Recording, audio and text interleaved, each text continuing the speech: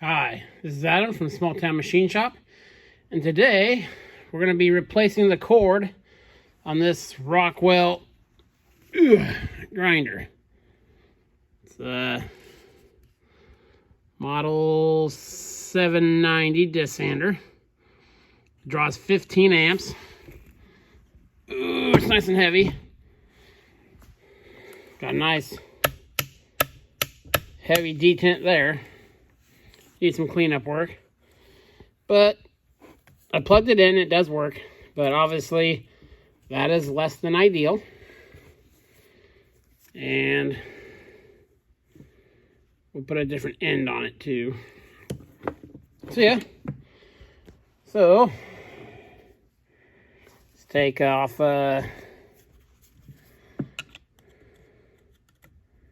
screw here.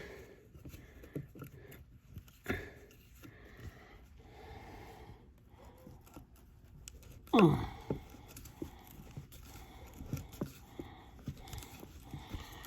these screws are a little, at least these two bigger ones there and there, are a little chowdered up already. Like someone's been in here before. So take this guy out.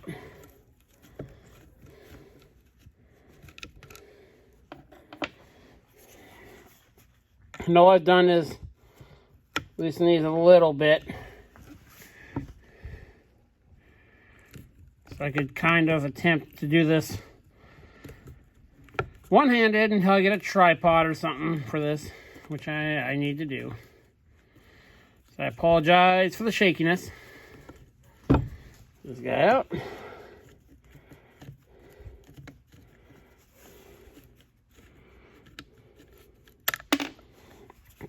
Got this thing for $5 at a yard sale. So, couldn't beat that.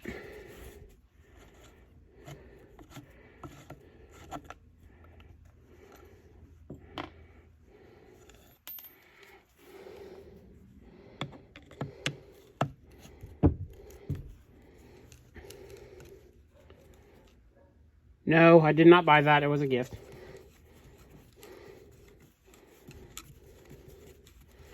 Okay, so this guy loose, and this guy loose.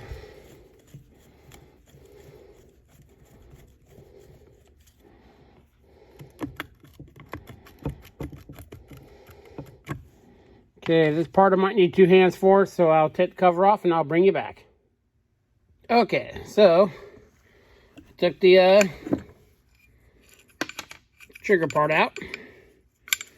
That's contained within this part on this particular grinder. This guy was in there. There's a little brass screw that went in the back of this guy. I'm going to clean this guy off. And then, see in here, tool is grounded to this lug here. And then the hot and the neutral connect there. So I will remove these two. The strain relief I think will fit. I mean, obviously it's not best shape, but the cord I put on here will be better than this. So I'll unhook this, get this cleaned up, and then I'll bring you back. Okay, so I've put ends on my cord here. I'm shrunk on there. Got these bent to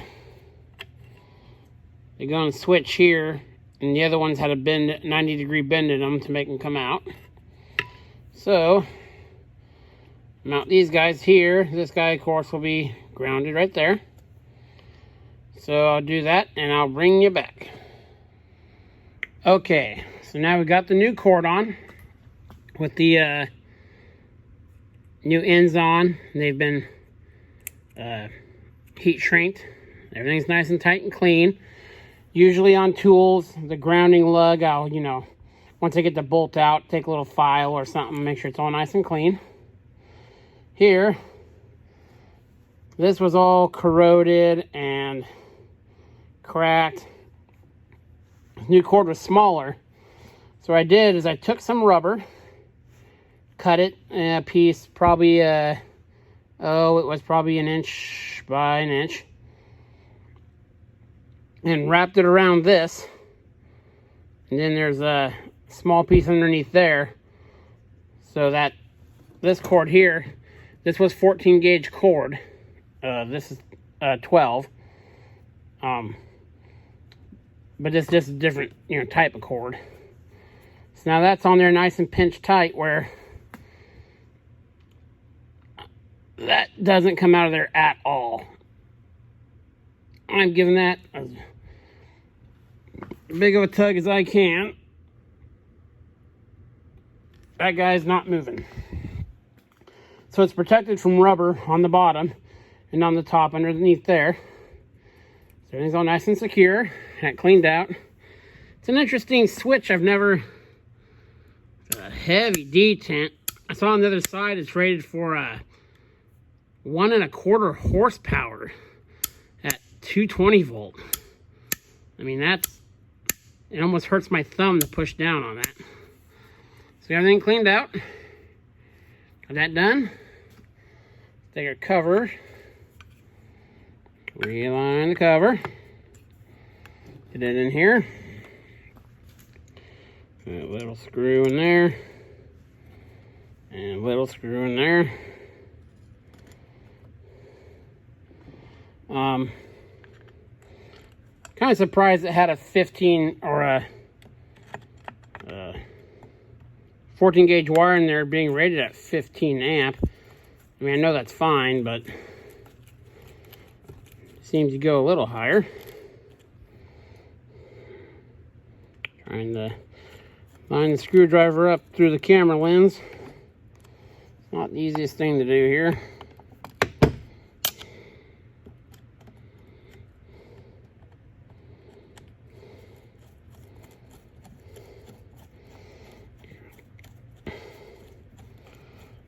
Screw it down. Then what I do on everything I rewire, whether it be this or any of the machines, I take a continuity test between the plug-in.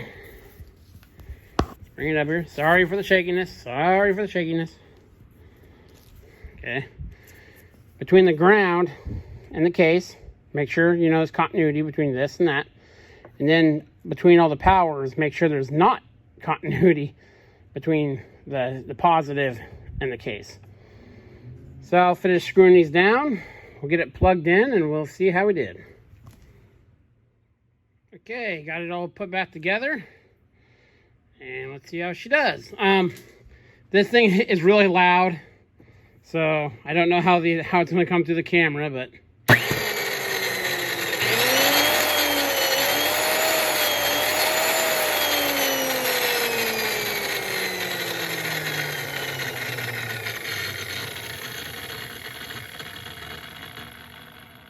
Okay, so there we go.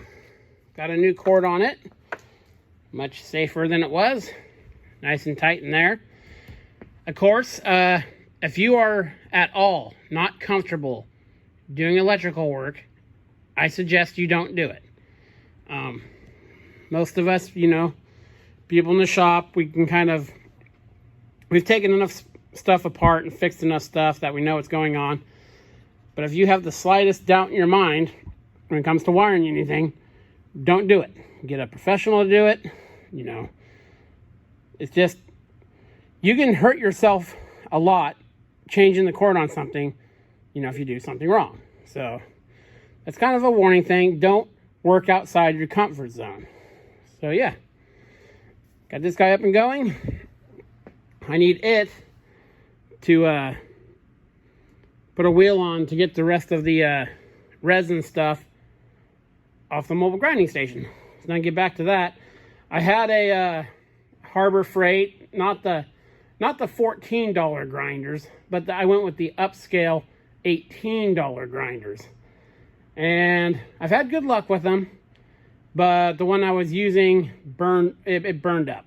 It was going fine for about 5 minutes of continuous use, and then it just locked up. I mean, I tried when I went to take the wheel off, it was just, and it's unplugged. I touch that only when it's unplugged. Okay, it just locked up solid. So figured to bust this guy out to finish it off. So yeah, this is Adam from Small Town Machine Shop. Please comment, like, and subscribe, and thanks for watching.